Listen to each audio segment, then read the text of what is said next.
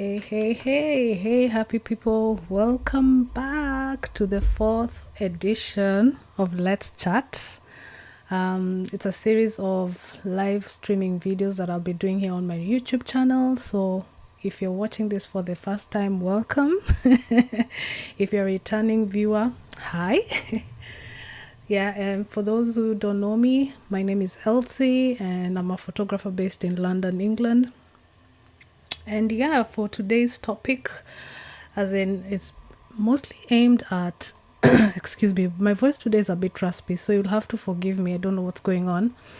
But yeah, so if you're, as I was saying, today's live is aimed at beginners or people who are looking to level up their photography. So yeah, for those who are thinking of becoming a photographer for the first time or are transitioning from another career like or creative field into photography, then this live is for you. So yeah, welcome. But before we begin, a few housekeeping things to go through.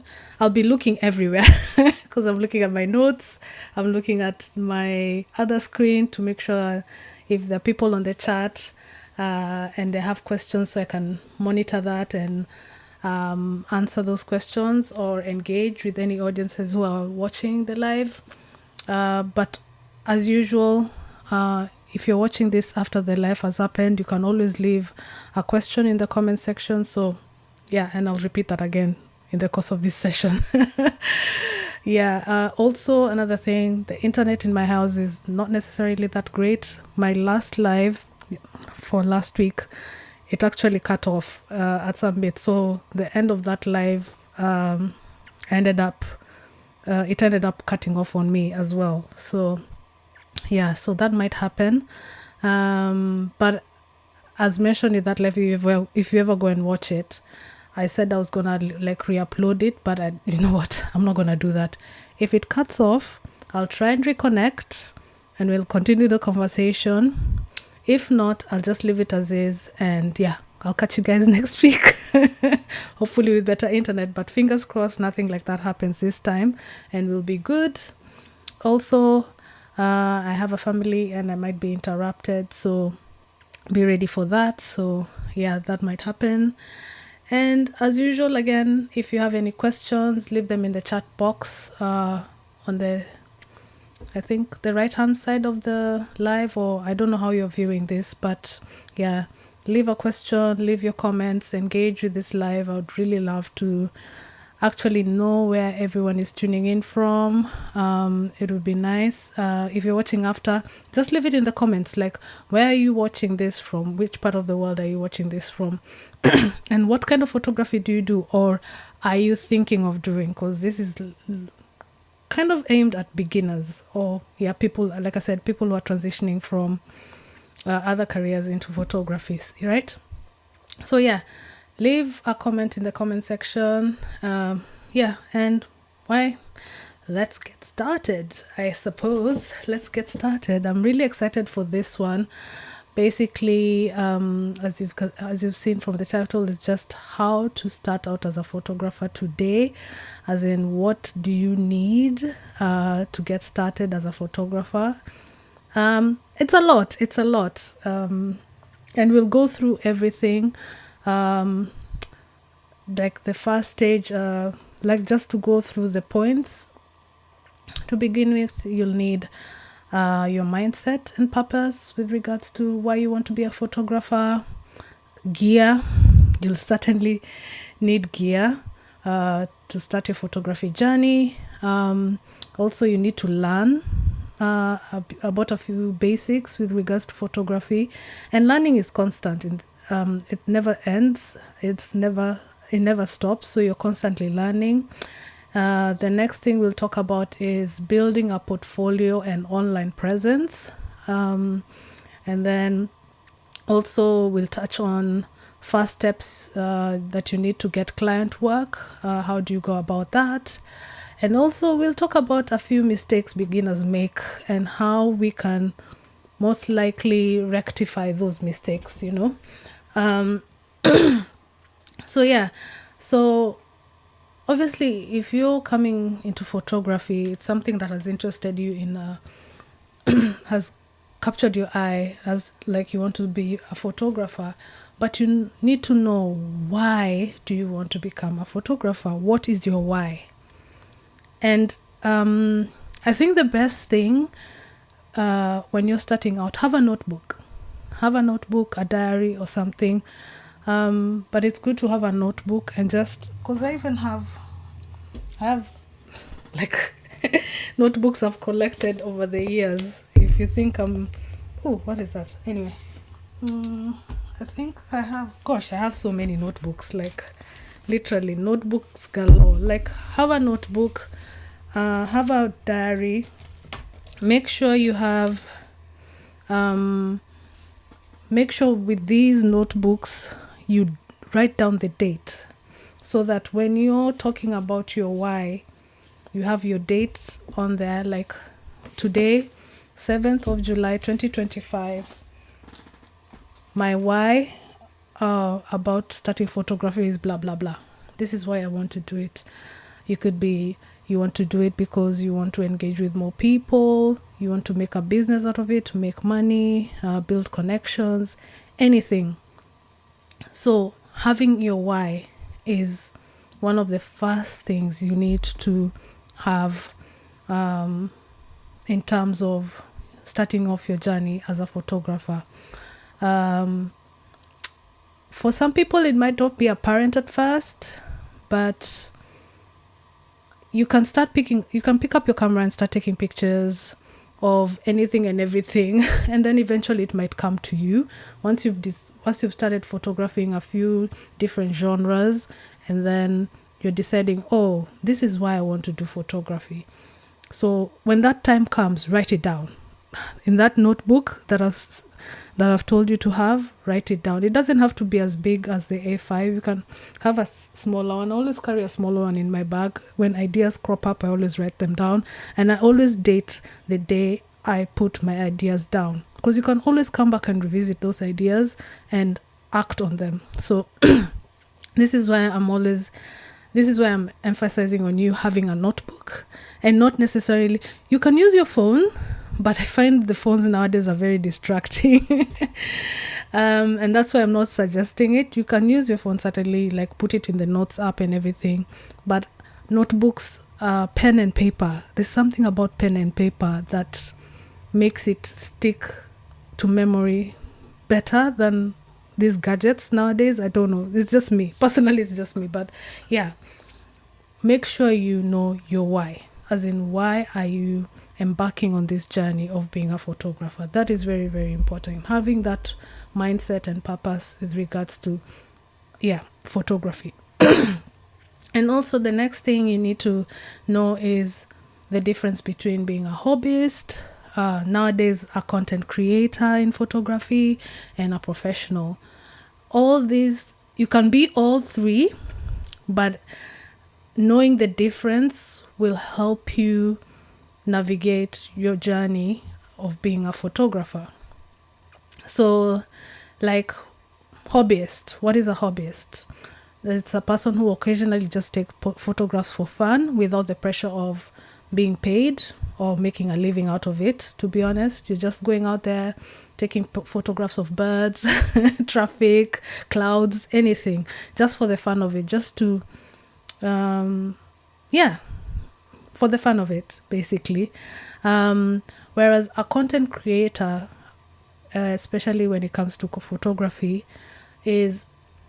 focuses on producing and sharing content with the goal of building an audience and potentially earning an income out of it. So hobbyist, for the fun of it; content creator, potential earnings. So when it comes to a professional, on the other hand, so they derive their primary income comes from photography.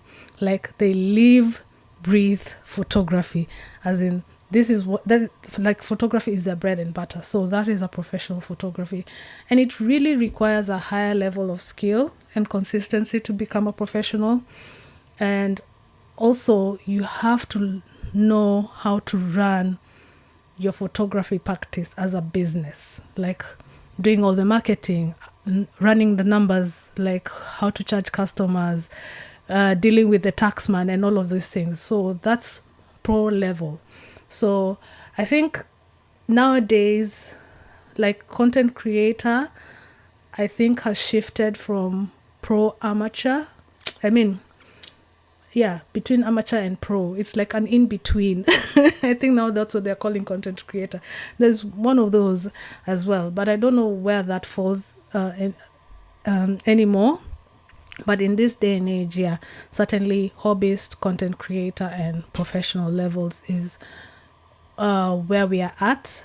And you need to know the differences between these three in order for you to progress into being a photographer or starting out into photography.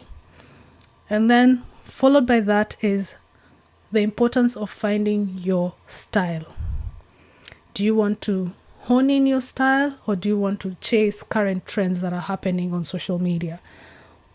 And I think building on your style is much more important than chasing trends, because you can build on your style, and whilst you're building your portfolio and all of these things, brands will see consistency within you and a uniqueness with regards to your work and how you do your things. Because chasing brands, yes, we'll get your work in front of your audience, but it can lead to a loss of not being original and authentic. So I think finding out what your style is from the beginning, and you can develop it. It can change as well. But finding your style will kind of inform potential customers, for potential clients further on as you develop and grow into your practice, what you look like. And I've seen instances where people will find who have a particular style with their photographs and their photographs have been used without them knowing. And people have reached out to them because they're like, hey, so-and-so, isn't this your photograph? I saw it being used here and here and here and here. Because that photographer or those photographers had a particular style with their work that it was easily recognizable to even people who've been following them, and for them to alert them and tell them, hey, I've seen your work here and here, as in congrats or whatever. For some people, they're like congratulating you and saying, hey, it's really nice to see your work here. And then all of a sudden you find that that's not the case. People have literally like stolen your work. So having a style really can be beneficial to your brand. But it also depends on what you're photographing. And style can be in the way you color grade your photographs, the way you style your images, how you take pictures and all of these things. So building those, that from the beginning, your style and how you take pictures and all of this from the beginning will help you have that consistency and uniqueness that is recognizable to you as a photographer. So that's really, really important. So yeah, that's the first place to start with regards to mindset and purpose with photography and how you begin your journey as a photographer. Next, we're going to move on to gear. And really, what do you need? What do you really need to be a photographer? So, of course, first thing that comes to mind is a camera. What camera do you need? Do you need a really fancy camera to start? And my answer to that is no, you do not need a fancy camera to start. You have your mobile phone, as in this is enough. This is really enough to start. Because I know of a photographer, even before this kind of brand photography, I can't remember what what phone he used. It was certainly a smartphone, but not as high tech as this. And he started his wedding business with his mobile phone. And now he's charging thousands, because he honed the use of his phone and then transitioned into a camera and he started getting clients like that because people saw the consistency and the work ethic that he had with regards to that. So honestly, you do not need a fancy camera to start. Your phone is good enough. But if you have extra change or money to spare or budget to buy a camera, I would certainly start with entry-level DSLR or mirrorless camera, because now the market is shifting more to mirrorless, unless you want to be vintagey and stick with DSLR or go to film. Any entry-level camera is fine. Even point and shoot. Let me see if I can find my point and shoot camera here. One that I still use. I think I have an old one, an old point and shoot. This is an old Canon 100 Exus 100 IS, this one, and it still works. Like once you charge the battery, it still works. I can use this to get that whole vintage. Like this is like now digital vintage, these cameras, and people are starting to sell them quite expensive at the moment. So so yeah, having this for that nostalgic feel, even if you're traveling, if you're a travel photographer, starting with a small camera like this and just honing in your skills on how to use your equipment and learning your equipment in and out, that's the best way to start. Like with gear, it is about learning your gear first. Once you get your camera or even your phone, learning how your phone and your like your phone or your camera works first is most important. Like let's say if you're going to be buying a DSLR or mirrorless camera and it's entry level, make sure it comes with a lens. Like most of these entry level cameras will have a kit option. Kit option meaning it's a camera body and you can change the lens. And the lens that you get with it is just a basic lens. Start like that. That's how I started. My first DSLR was a Canon 400D with the 1855 kit lens that came with it, and I had that kit lens for the longest time. I think more than 2 years or so. I can't remember. I sold the lens since. I still have the camera. I kept the camera body, but I sold the lens, and because I had other lenses that I acquired from a friend. And to this day, I sometimes take out that camera just to test myself, as in with old tech, because that camera can be considered as vintage digital. But yeah, it helped me.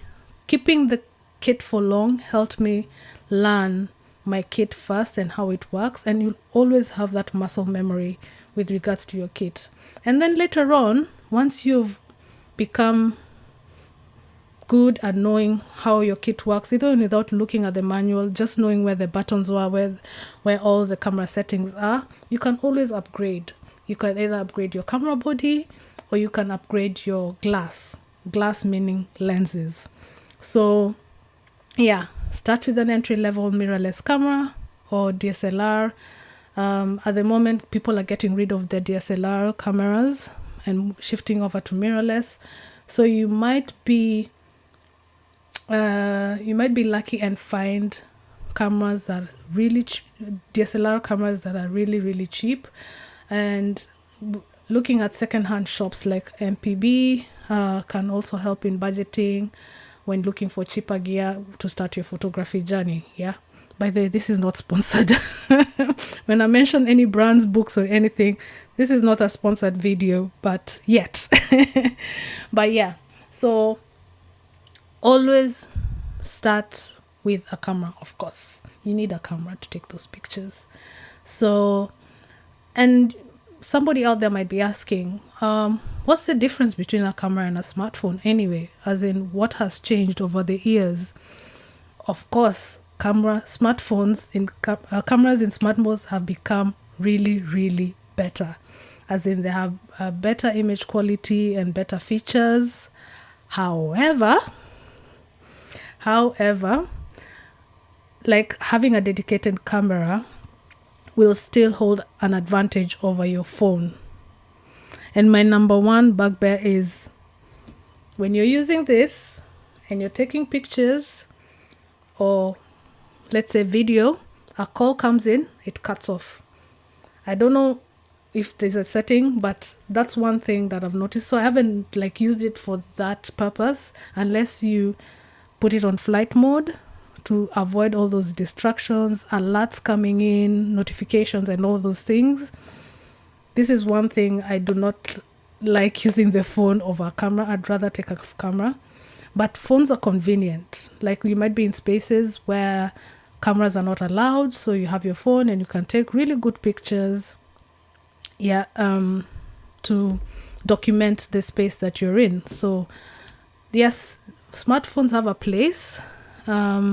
Certainly, like I said, the image quality has improved over the years and they have more features.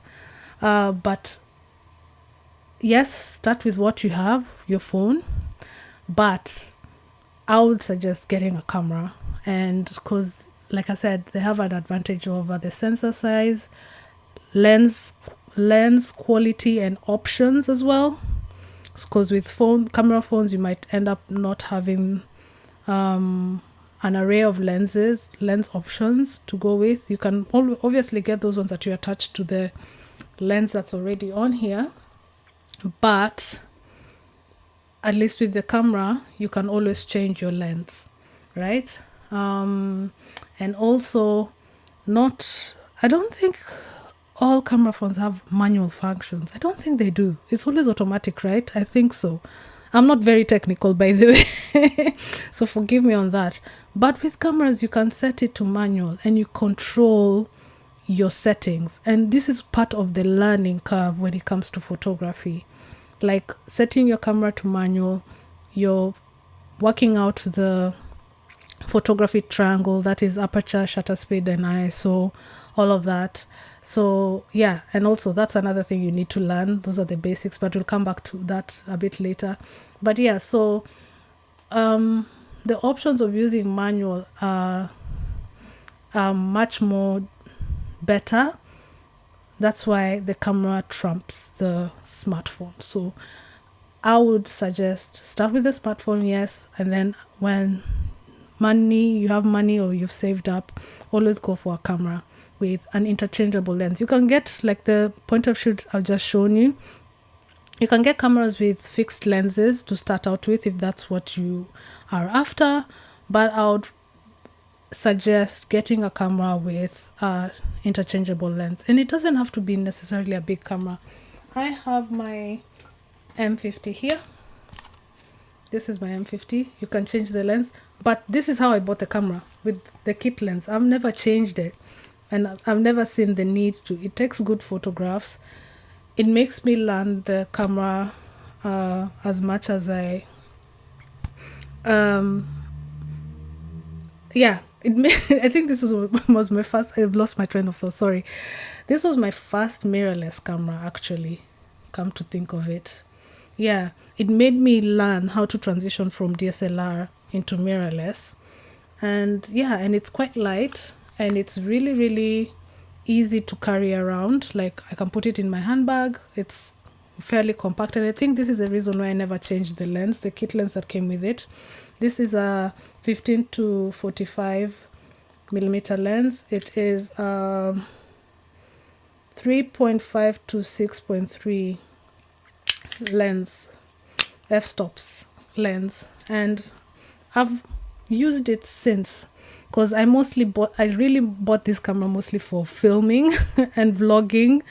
I do take pictures with it when I go to like functions, small family functions, get together and stuff like that. And when I don't feel like carrying my DSLR at the time until I upgrade it to my R7. So this is a camera I was using. So yeah, quite light and compact. That's why I liked that camera.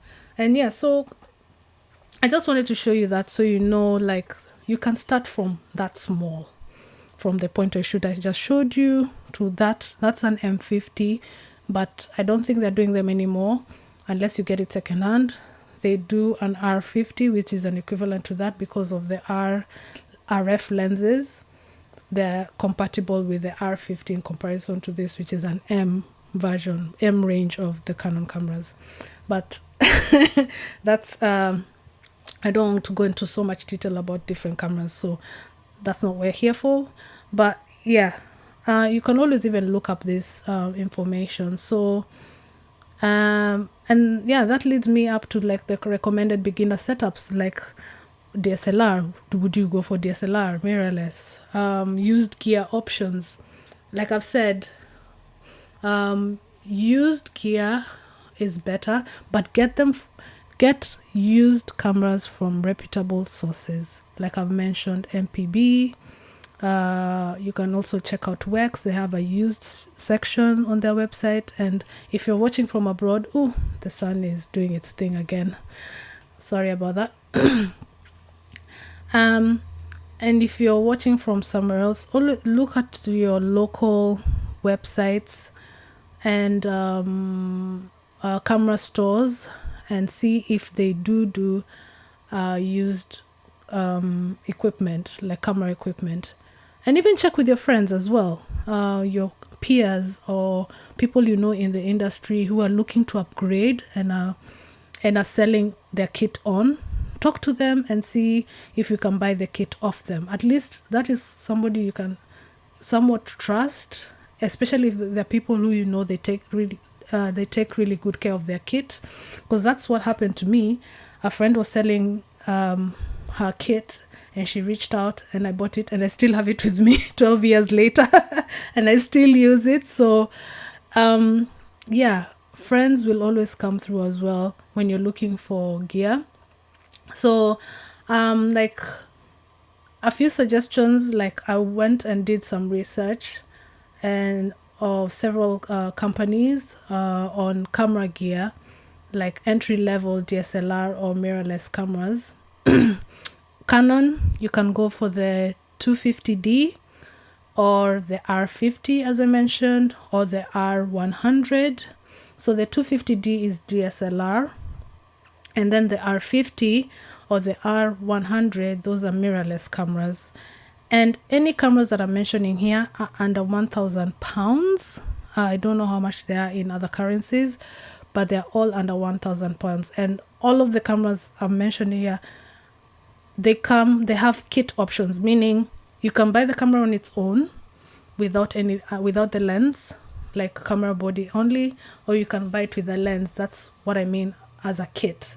So all the cameras I'm mentioning here, you can do those two options, like buy it as a body only or buy it as a kit. So Canon again, 250D, and I think there's also a 2000D, I think.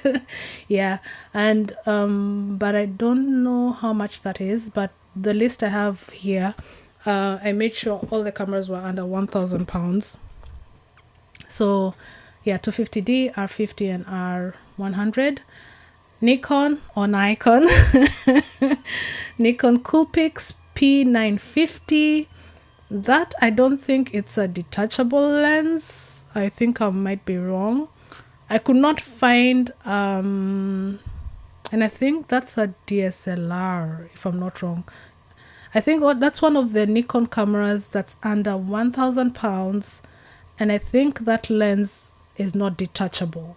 I could not. All the other cameras from Nikon that are detachable ones are over 1,000 pounds.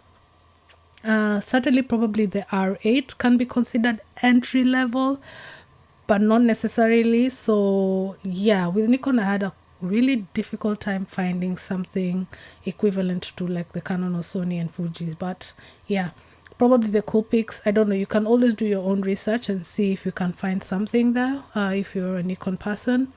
Sony, the ZV-E10 II. There's a first version, but the E10 II is the latest version. Sony don't have DSLRs, so they started with mirrorless cameras. If they do have DSLRs and I didn't know about it, please leave a comment in the comment section and let me know about that. But yeah, Sony ZV-E10 II is one I would recommend probably from the Sony range as entry level.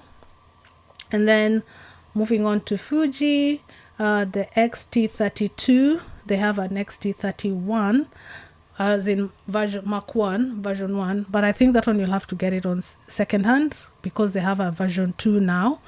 And yeah, again, these cameras mentioned are under £1,000 and with kit lenses. And with most entry-level cameras, you'll find that they're crop sensor cameras. They're not necessarily full frame.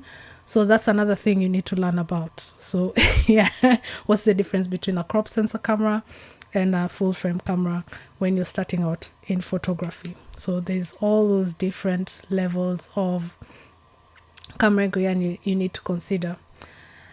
And then there's more. I think I should have started this conversation by saying being a creative in general, be it photographer, videographer, artist, whatever it is not cheap. It is very expensive because you have to invest in all of this gear and all of these materials. So you're investing in your practice, right? So with photography, you need your camera, and that camera needs a lens, but you need a way to record your images. And this is where the accessories come in. Like you need SD cards. And with SD cards, there's different levels of SD cards. But yeah, this is another thing you need to do research on, like what type of SD card you need, how much memory of the SD card you need, what kind of card goes into the camera as well. So these are all things, as in what kind of cards, like there's compact flash, SD, type B, type A, there's so many out there. But whatever camera you get, you make sure that you get a memory card that fits that camera. And yeah, and you might realize, like, to begin with, you only need one.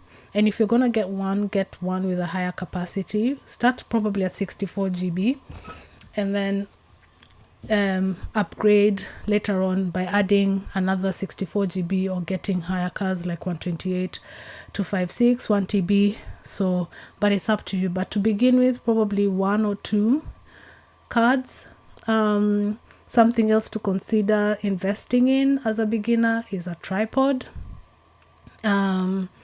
Especially if you want to be doing like landscape photography, self-portraiture, studio work and all these things, a tripod will come in handy.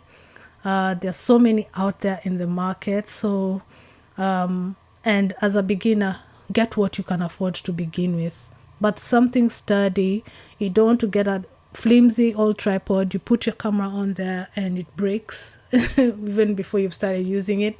But yeah, a tripod is something worth considering. Basic lighting like on-camera flash is something that you might consider investing in, because let's say if you're taking pictures where the lighting is not really good, you need something to give you that extra illumination to your subject and stuff like that. So on-camera flash is probably the first place to go, and then later on you upgrade to other like off-camera flashes like Godox, Newa, Profoto, if you have the money to go that high. Yeah, but on-camera flash is something to also worth considering. And even these ones you can get different ones, even second-hand. So that is something to consider. Again, hard drives. You need hard drives to store your images in. That's something to add on to that list of equipment that you need starting out as a photographer. These are things probably a lot of people never think about. Like, later on you're realizing, oh yes, I do need a hard drive, because your computer memory will fill up really fast. So you need somewhere else outside of your computer to save your images, right? And then of course you need your computer to edit your images on. So But this one I don't think you can skimp on. I would suggest investing on a computer that you know you'll be using for at least 5 years at the minimum. So by that time, you have already honed in your experience with becoming a photographer. You're starting to rake in the cash, and you're starting to make money, and you can always upgrade. But that 5 years, personally, I think that's a good duration of time to a good time to hone in your experience as a photographer, get those clients in, start getting paid, and start putting money aside to invest back into your business. And investing back might be upgrading your camera equipment, upgrading your camera. You're upgrading your computer, buying hard drives, buying more memory cards, batteries, and all of this stuff. So, yeah. Oh, there's one thing I didn't add here, like camera bag, a good camera bag as well to carry your camera around. Like if you're going out and about, you need a good camera bag to put your camera and your accessories in, so you have something to carry your camera around. So yeah, I have had a few bags in my lifetime, but I tend to go for backpacks. When I'm in a situation where I can't leave my bag somewhere, I go for a backpack. But I also have a roller bag for ease of carrying. If the situation allows me to leave my camera gear somewhere secure, I will carry my roller bag. And it just removes the strain off your shoulders. So if you're young and you're starting out, please take care of your body. And get the right gear. And if a roller bag works, because camera gear, as the more you start upgrading and adding to it, can be very, very heavy. So a camera bag is something worth investing in as well. So so what else would you need? So we've talked about your mindset, what you need when you're starting photography. And we've talked about the gear. So what's the next step? The next step is learning about your photography, And there's so many resources out there, and they can be free or paid resources. And in this day and age, you cannot go wrong, especially here on YouTube. There are so many channels and videos, and every day I'm always like looking for ideas and tech reviews. I'm always looking for something on YouTube, and YouTube is one of the best free resources out there to like elevate you being a photographer, especially when you're starting out. So literally in this day and age, you have no excuse. Even if you're stuck, like, hey, how does this camera work? Go to YouTube. Somebody has probably done a step-by-step tutorial with that. And also, if you're buying your camera, the brands are really good at saving manuals on their websites, sometimes, not all the time. So read those manuals. They're a resource. So don't dismiss the manufacturer's manuals when it comes to your camera or any kit that you get, like your flash or whatever. Read those manuals. They are very, very important, and they will help you like learn your camera in and out if you're stuck. And also YouTube is good visually to see somebody actually taking the kit and using it in front of you, like via the video. Also attending local workshops and just checking your local area and see if they have any photography workshops going on. Sometimes they tend to be free. If not, they'll charge a fee, and it will be very minimal as well. Your local camera shop will have tester days. If you're not sure, hey, I want to get this camera, but I'm not sure if what I'm seeing online will suit me when I'm carrying it around. They will have tester days. Like, look at your favorite camera brands. Sign up for their newsletters. and see if they have tester days in any camera shops, and attend one. Go and see the camera in the flesh, play around with it, ask questions. The reps are there to help you with making decisions with regards to cameras, especially, and gears. So yeah, tester days, or even what are these things called, like shows, like the photography show that happens in London or Birmingham. This it happened in London, but normally it's in Birmingham. The photography, something like that, where all brands are under one roof and you can go and talk to them, but that isn't necessarily free. You have to pay a ticket to get in. But yeah, like that falls under the photography events, so you can go and check those out, talk to brands, go and see equipment, ask questions, have a feel of the gear, and see if photography is really for you. Those are the best places I can suggest. Like tech wise, engage in those spaces. YouTube, local workshops, tester days in camera shops, and photography events. Or even speak to your peers, your friends who are photographers. Like have a coffee with them and tell them, hey, bring your camera. I want to ask you a few questions. People have certainly even called me and say, hey, Elsie, which camera is good for this and that and the other? And I'm always giving suggestions as well. So that's something worth considering.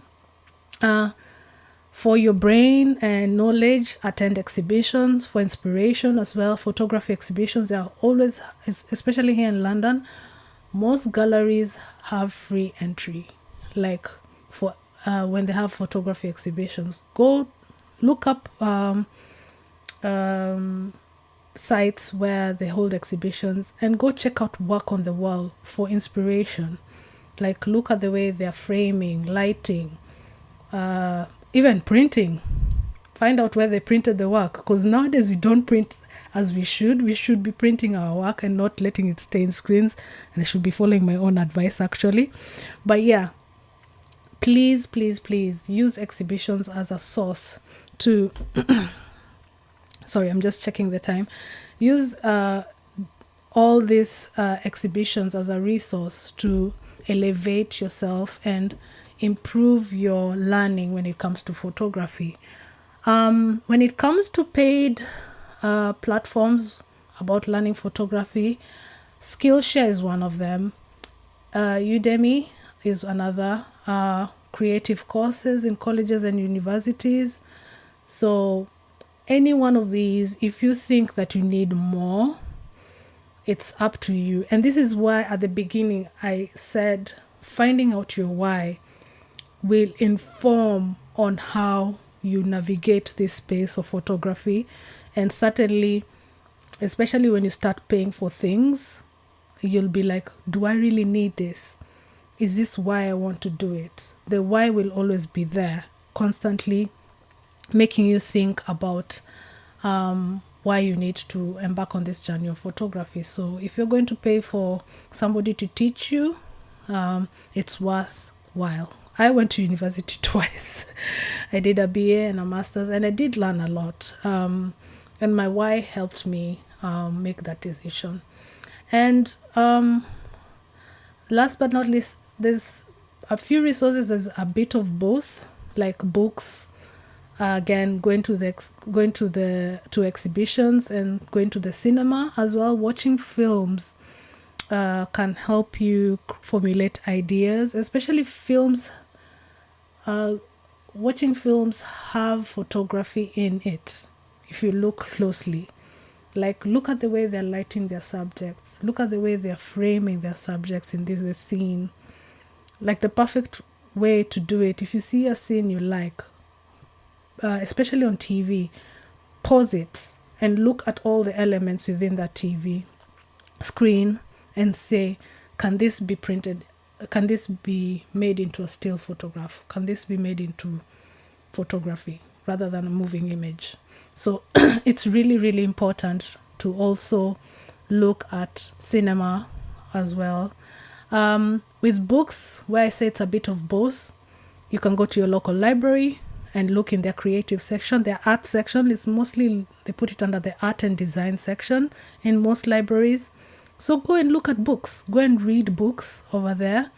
Exhibitions as well. I mentioned earlier, exhibitions can be free, but some bigger ones or curated ones, obviously all exhibitions are curated, like solos and stuff like that. Some of them are paid, but they have like the big stars in photography, like let's say, what is happening right now, I can't remember. I haven't checked the photography scene in a while with regards to exhibitions, but yeah, I've been to a few. There's one in Autograph, it's free. Autograph ABP in Shoreditch is free. I think there's something happening at the Tate that's free or paid, maybe. I'm not so sure. I need to check this, but yeah, exhibitions is the one way to go with regards to that. When it comes to books, yeah, library free. Last week I shared this book, The Photographer's Playbook. It's a really good resource with regards to photography ideas if you're stuck on where to start. This is one of the books that's really, really good. You can go through the book, read it, and probably if you don't know where to start, pick one of the exercises in this book and just start taking pictures. This is one I would highly recommend. And also, not necessarily photography, but all these books by Austin Kleon, Still Like an Artist, Show Your Work, Keep Going. These books are quick reads and they're really good. They are really good. It's like literally like Still Like an Artist. It's 10 things nobody told you about being creative. And then Show Your Work, 10 ways to share your creativity and get discovered.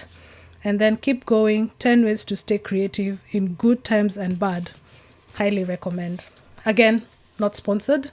So those 3 books, these are books you read once, put down, implement, come back to them. Good reference books. Highly recommend. So I just wanted to show you those books. I'll leave links to the books in my description below, so please go check them out and get them. There's one more book which is called, I had it here, and this is one book that I really wanted to get. It's called The Artist Way, A Spiritual Path to Higher Creativity by Julia Cameron. So that is one book that is next on my book buying list, just to get my creative juices going. But books are a good learning resource when you're starting out in photography. Please do not dismiss them. And yeah, and then so yeah, free and paid learning resources when it comes to learning about photography.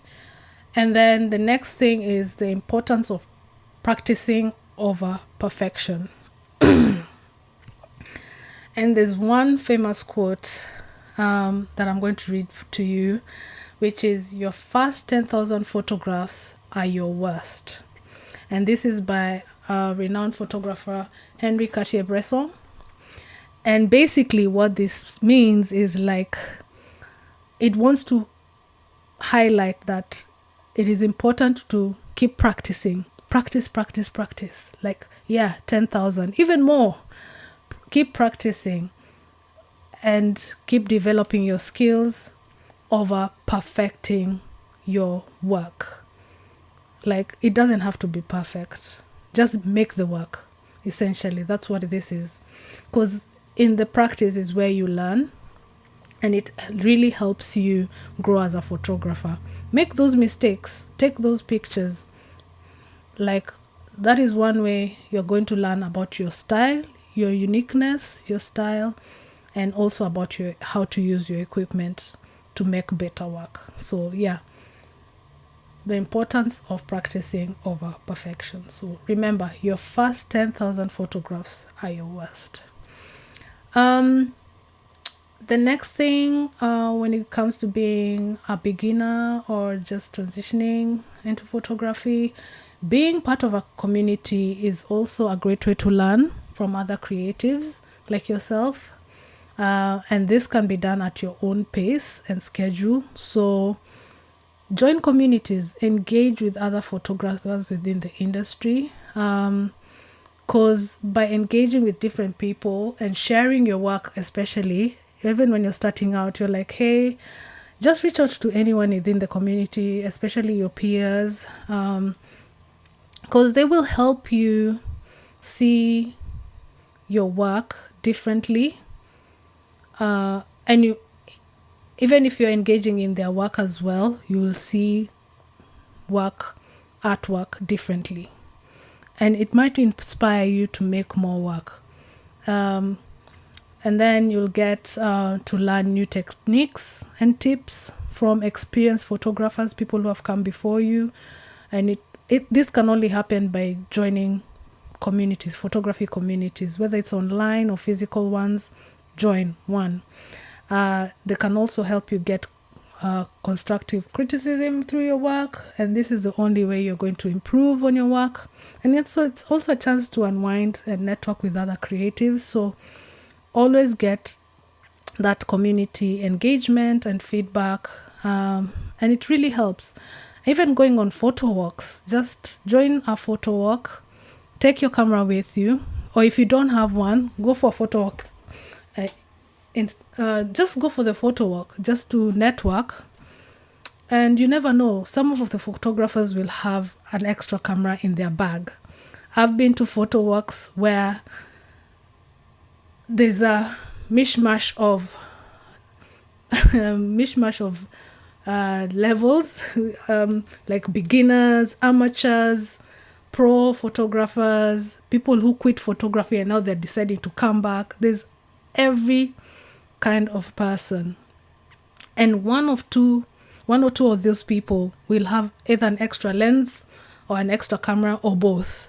So even if you don't have a camera to begin with, join a photography walk group. Just say, hey, I'm a beginner, I want to come and learn, I want to engage with and see if photography is for me.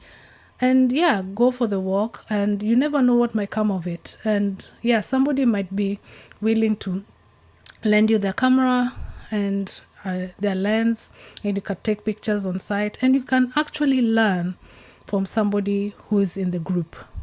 So yeah, joining photo walks is very, very I would highly recommend doing that.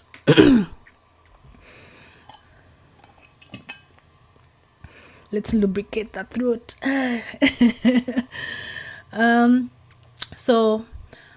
The next bit with regards to all of this is, so you started your photography, and you want to show people your images.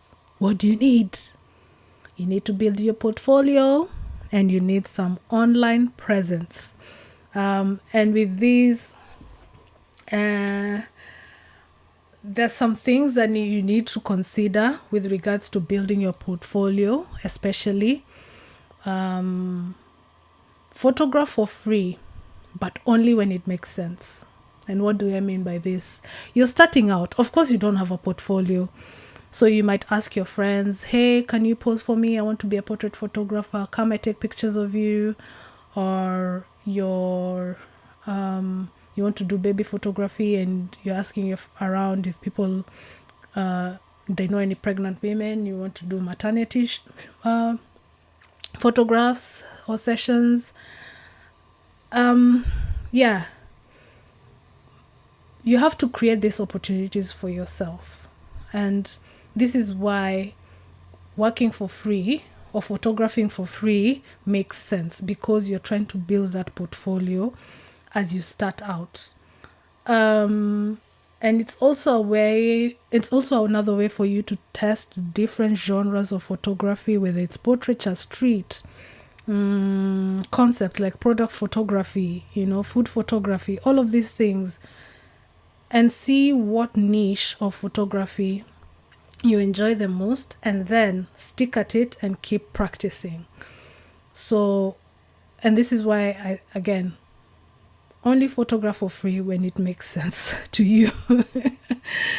Not when you've had your portfolio, you've put it out there, and somebody approaches you, hey, can you come and take it, but you don't have a budget. No. they will always have, there's a reason they're approaching you. They've seen something in your work. Charge them. If people are coming to you, charge them. There's something they've seen that they like and they want it from you. So don't give that away for free. So always charge people for all this, your expertise as you grow into photography. And also it gives you,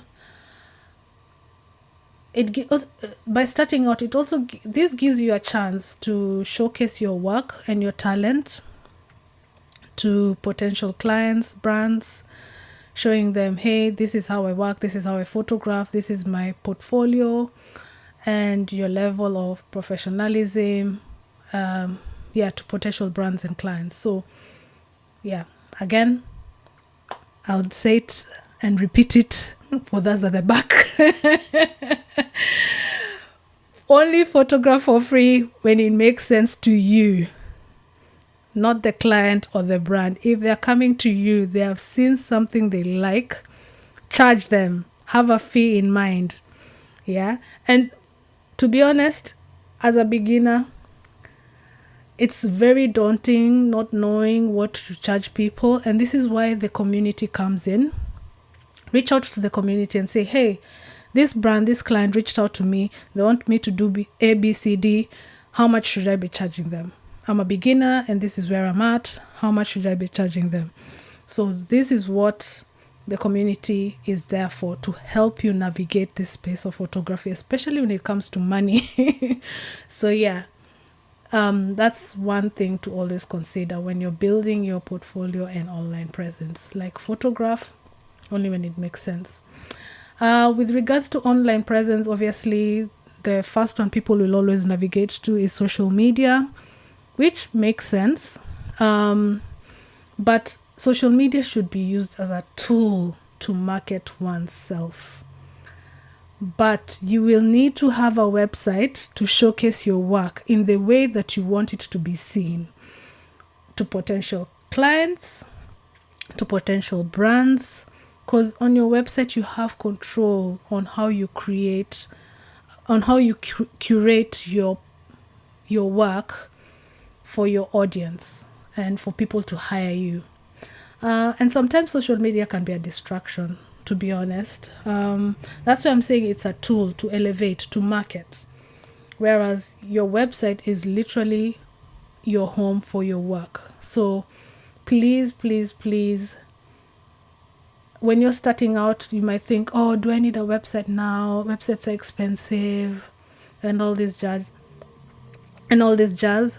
Websites, yes, are expensive when you start paying for them. There are free options, because some people don't like seeing the extension. I don't know how many websites are left now that do that, but I use WordPress. They have a free version. It doesn't have everything that you'd get with a paid version, but it's a start. But with the free version, you'll get the .wordpress.com, like your photography name. Let's, for example, mine will be www.ek13photography.wordpress.com. The .wordpress.com is what people don't like seeing, but if you want to remove the WordPress, you'll have to start paying. But before you reach that level, because you're starting out, get the .wordpress.com.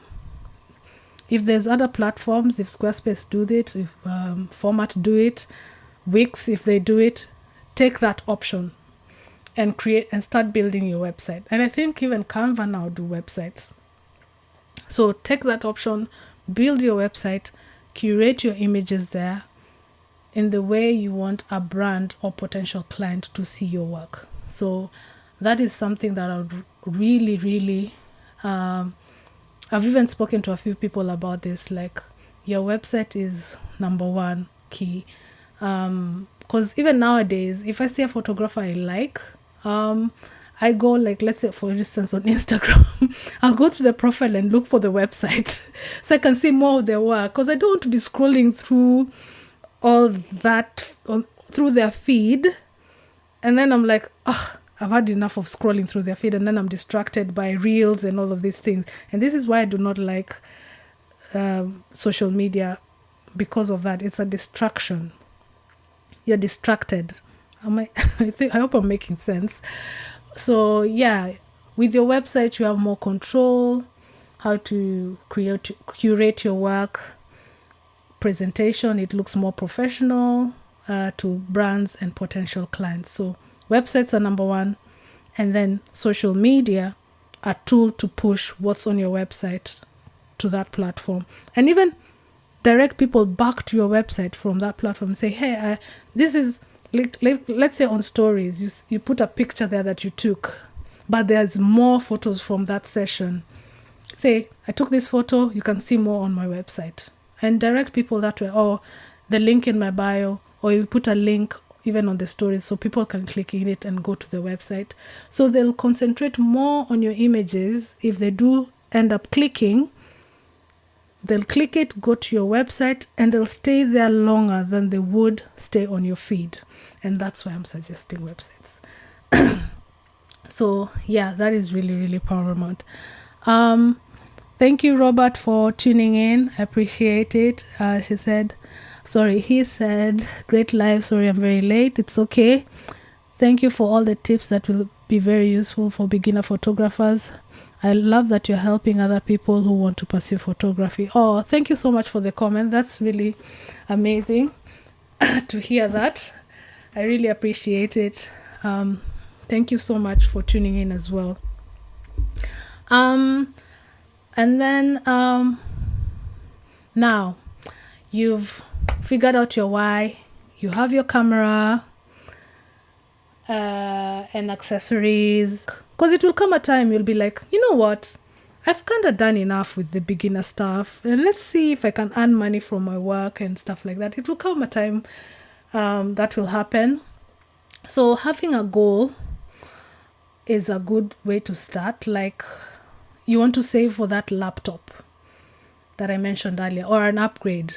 Like, you've bought your camera with a kit lens, or your camera, and you want to upgrade. How much does the next camera cost?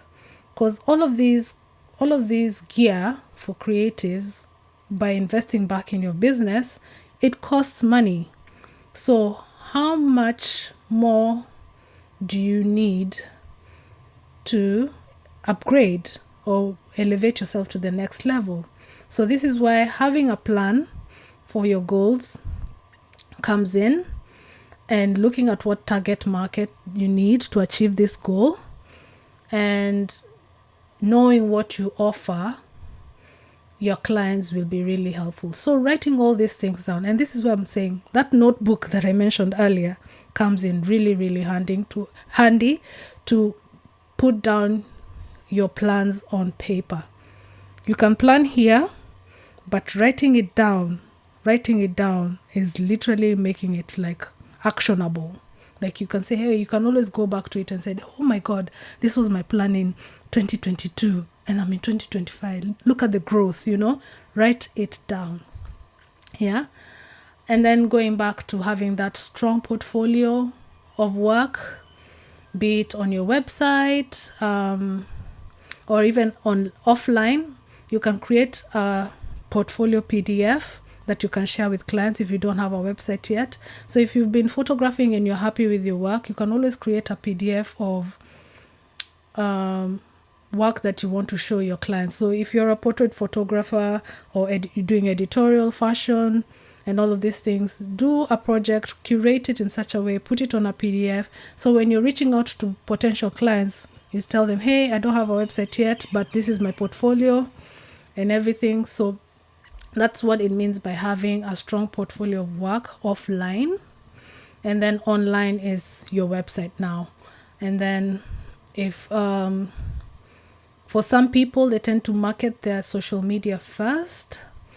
But from the way I'm seeing the market changing when it comes to creatives, a lot of like editors or brands are navigating towards people having a website, especially when it comes to photography, because they want to see a variety of projects that you've worked on.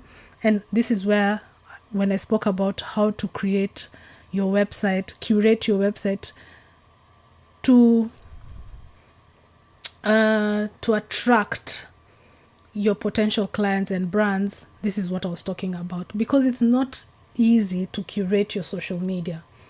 I don't think you can, but it's not it won't look as professional as having your website, because your website will have everything.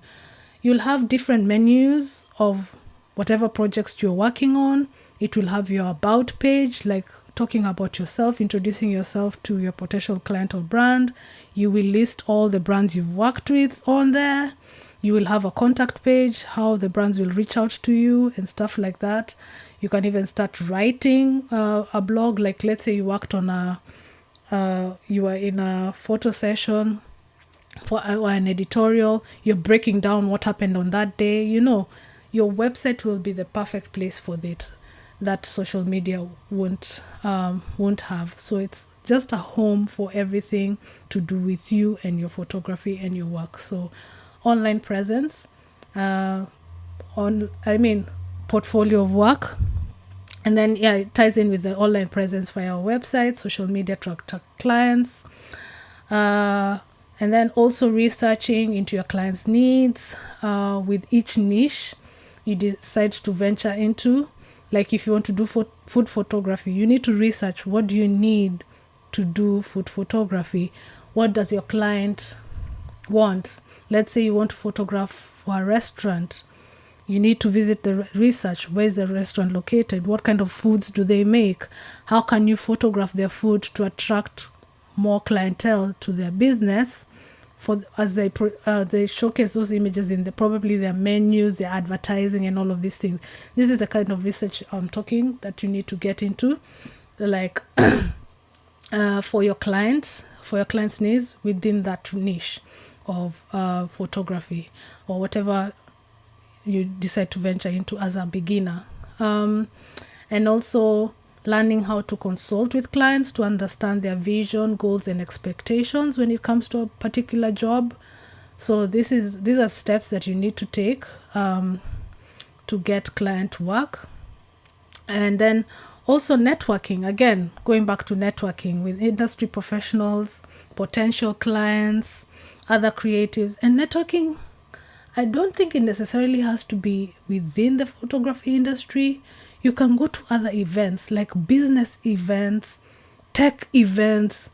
Go to those events if it aligns with you, or if it's something that interests you. Like, for example, I remember I went for was it a business event? I can't remember. I'm trying to recall which event I went to. And it was just like going there to network. And I think it was a business one. And a property one as well. A property event. And I was just networking. In my head, I'm thinking, I need to look for potential clients here, because I take portraiture. This could be corporate clients right here. So for me, I was thinking in that sense that I might go to this event, network with a potential client who wants their portrait taken for their website as a corporate person, so, or they want to update their image for their LinkedIn profile. You never know. So networking within industry professionals for potential clients is really important. It can be online, it could be physical events, and also through social media. If you see somebody you like on social media, leave comments on their posts and stuff like that. Engage with them and also DM them, but be respectful as well. So these are the other ways the first steps you can take into getting client work. And then also encouraging your peers to recommend you for jobs as well, or even past clients. If you've worked with somebody before and they were happy with your work, ask them to refer your services or to leave feedback. That feedback that they leave you, you can have it written either through email or create a form where they fill out and leave feedback. Whatever feedback they leave you, you can put that feedback on your website. So those are the bits you see on most websites called testimonials. So always ask for that. because that will always, when somebody else comes to your website, like a potential client, and they read what past clients have written about you and your work, that could be a way of you getting more client work. So yeah, feedback from past clients, or referrals from your peers or past clients as well. And then also something that's really, really paramount, being professional at every session and deliver high quality work exceeding your client's expectations. Yeah, there's no need for you to be a jerk in a photography session. I'm sorry for using that word, but it has happened and you can see it. And I've seen it in some sessions where people are just being like ridiculously rude.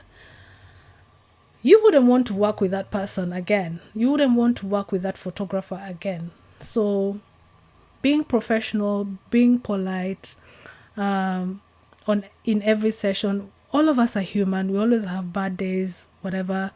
But being professionally in a session and delivering high quality work, exceeding all of even your expectations, and the clients as well, will get you booked. Yeah, will get you booked. I think this session is really, really heating up, and I'm gonna towards the last end, it's over an hour, but it's fine. I'm gonna almost wrapping up.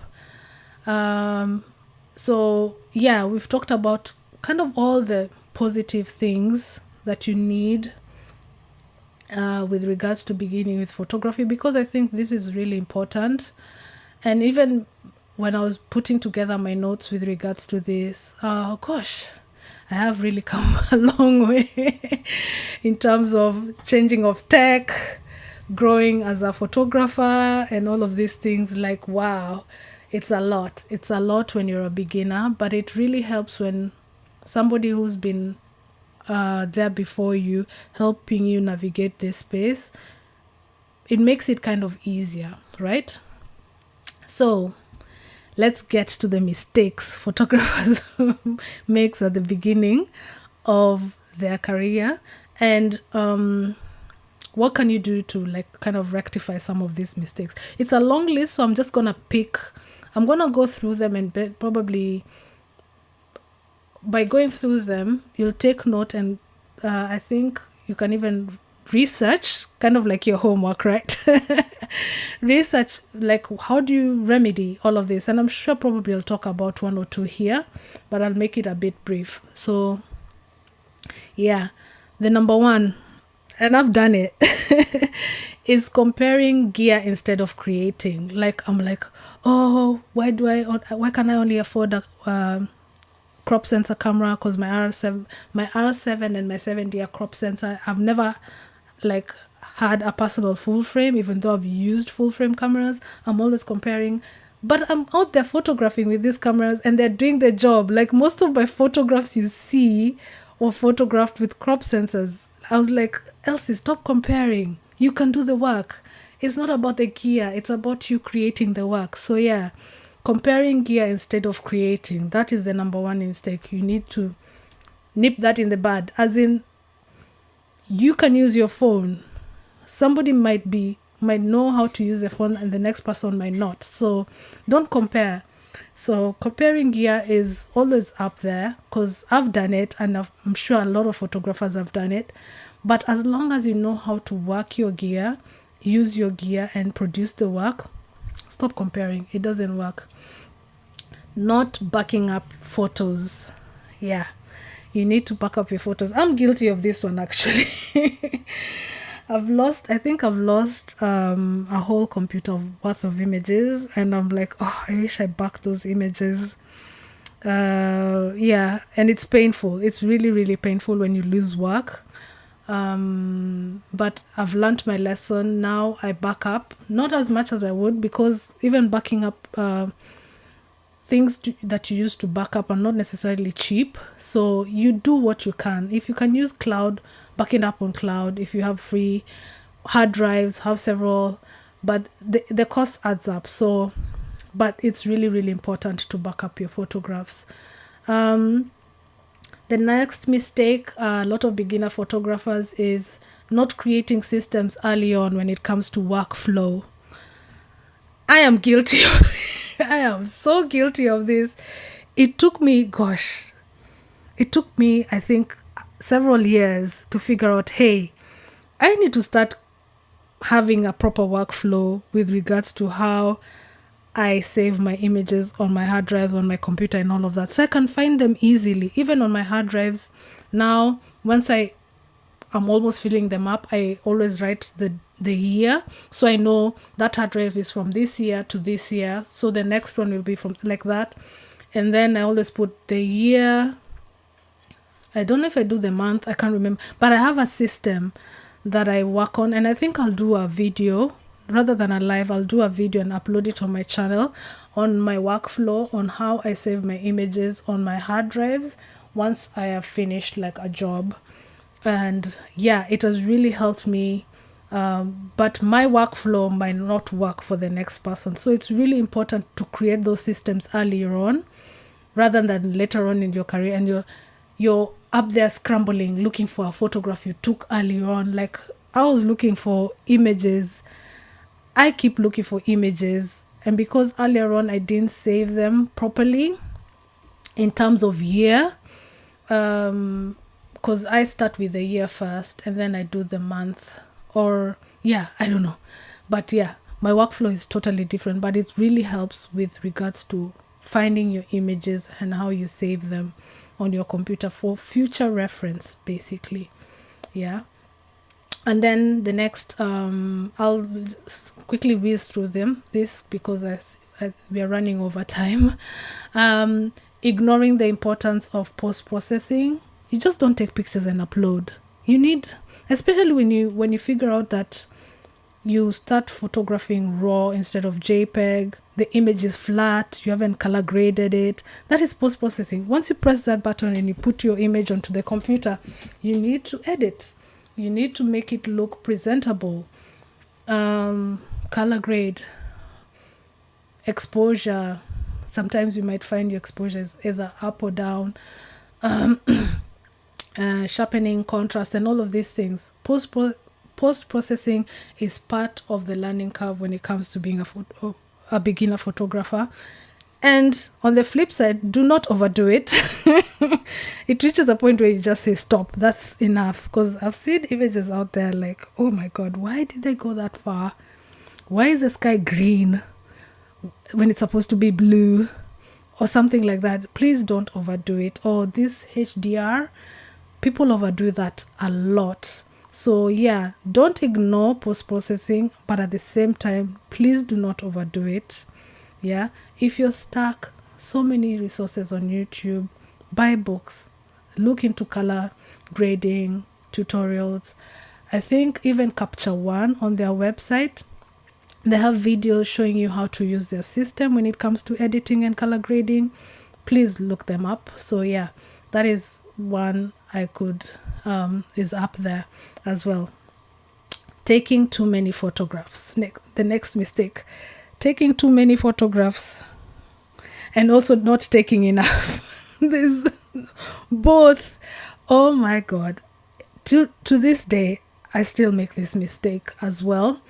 Like, I think I mentioned it in my sports photography or one of the first lives like this year. I mentioned on how many photographs I took in one event. It was like 14,000 images, and I had to go through all those photographs.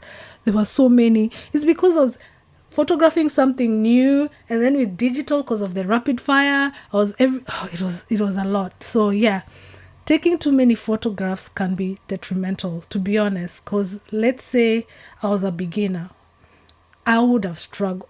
I am not a beginner, but I struggled. So if you're a beginner, you can imagine how overwhelming that would be.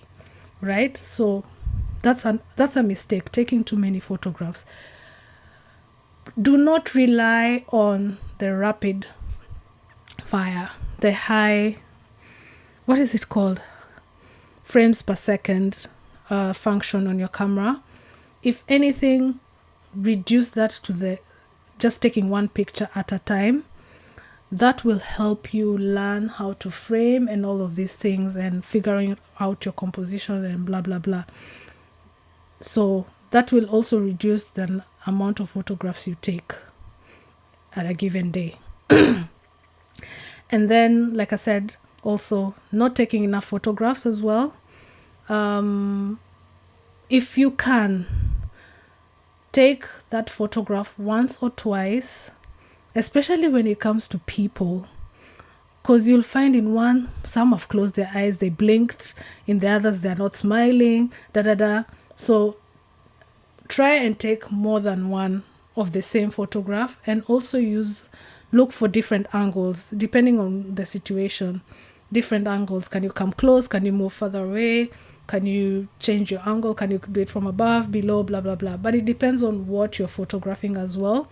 So yeah, again, with that one, not taking enough photographs. Sometimes one photograph does not cut it. You need at least 2 to 3 versions of the same image. So yeah, that's another mistake beginner photographers make, not taking enough photographs.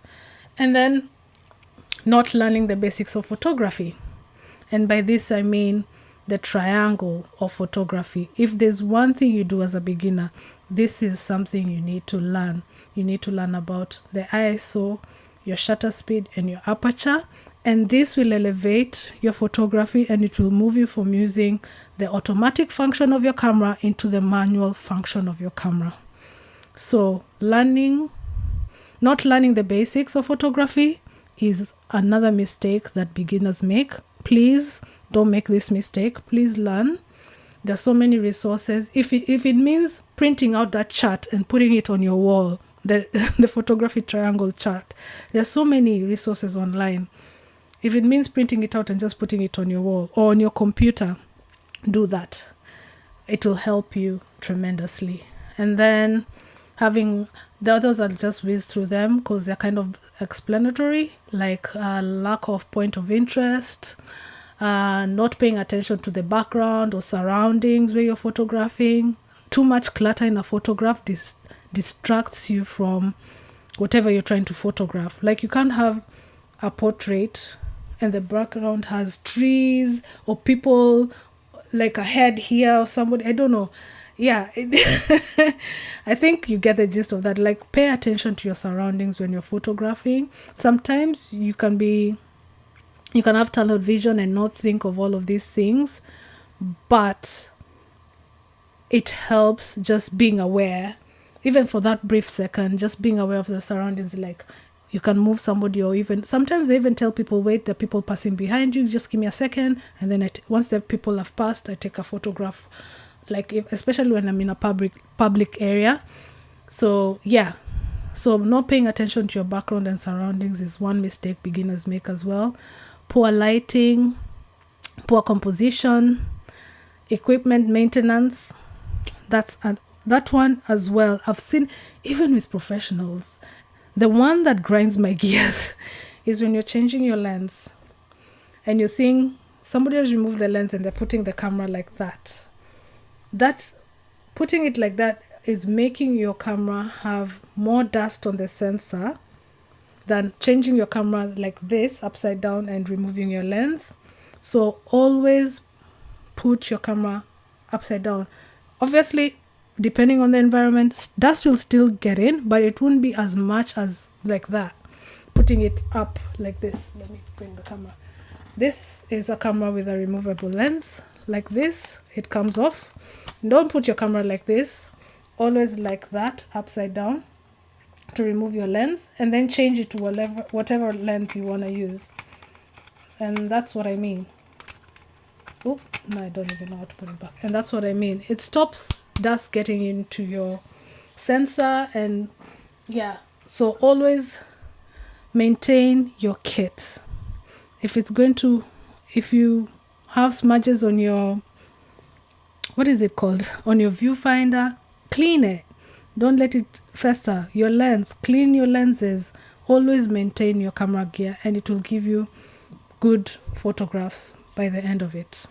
Yeah, so always maintain your gear, and it lasts longer. If you take care of your kit will take care of you in some way, because it will not let you down. it will not malfunction or whatever at a job. So take care of your kit. Obviously they break, but you know what I mean. You know where I'm getting from. You know what I'm getting at. That's what I'm trying to say. Okay, the next mistake I've seen beginners make is camera setting problems.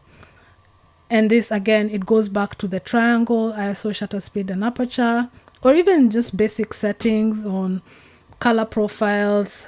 What are the other things? If I pick up the camera and switch it on. Okay, this one doesn't have battery. That's another thing. Equipment maintenance, make sure your batteries are charged. Yeah, camera setting problems, like learning your camera is key. So once you know how to set your camera, you won't have mistakes, especially during a job or a session or photography event. So yeah, figuring out those problems beforehand. So when you're photographing somebody or something, you're ready. So camera setting problems, using auto mode, that's mistake beginners make. You can start with auto mode and then slowly transition to the other settings, but manual should be your go-to. And again, revert back to the triangle, ISO, shutter speed, and aperture. Once you figure out that triangle, manual will be your best friend, because you can control your camera and the settings and how you want your image to look.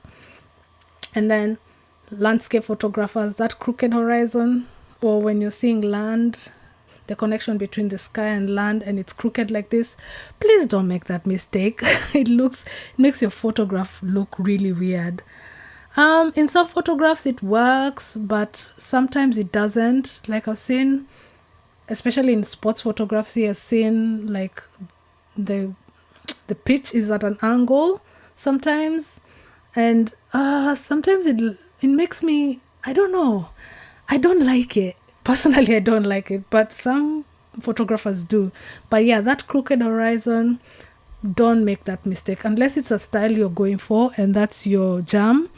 But no, when you're starting out, always keep your horizon level. If you're taking your picture and you didn't have a tripod or whatever to keep your horizon level, post-processing, straighten it.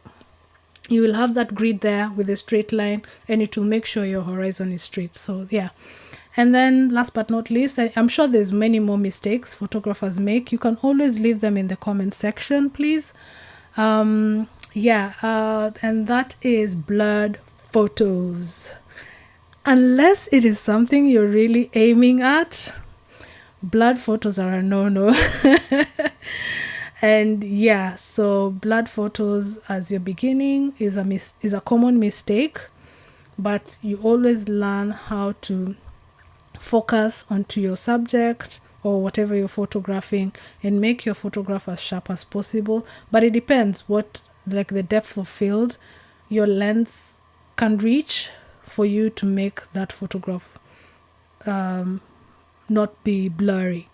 When it comes to people, aim for the eyes, to make sure the eyes are nice and sharp, especially when you're doing portraiture. That is one thing. And then also your aperture will depend on the scene you're photographing, so that the scene is not as blurry as you'd like it to be. But unless it's a style that you're really going for, as a beginner, the mistakes I've done it, is blurry photos, and yeah, they don't end up in your final portfolio. So yeah, I think we are ready to wrap up.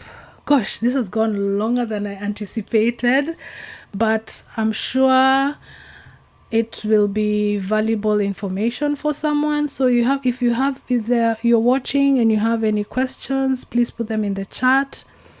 If not, you can always, if you're going to be watching this back, you can always leave a comment on the comment section below. And also I will leave a link to all the resources that I've mentioned in the description. I'm going to update the description and put links on all the resources that I mentioned in this live. But yeah, just a quick recap before I wrap up. So I always do these lives every Monday between 7 and 8 p.m. And yeah, they're normally supposed to last an hour, but this one has gone longer than needed, which is fine, because I know the information that I've shared here is really important, and I hope it's valuable to you as you're watching. So we have covered a lot of details with regards to starting out as a photographer today, what you need. And we started out with your mindset and your purpose, and then we spoke about the gear that you need, the learning that you need to become a photographer, building a portfolio, and the mistakes photographers make as a beginner. And yeah, and I guess that is it. So yeah, again, please do leave your comments and let me know when if you're gonna be watching this back, where you're watching from. I'd like to know. Leave a comment in the comment section. And yeah, I'll catch you guys next week on Monday, 7 to 8 p.m. Thank you so much for tuning in, and I hope you found this whatever I've shared here very valuable to you. And if you can, share it with your friends, family, colleagues, anybody who wants to start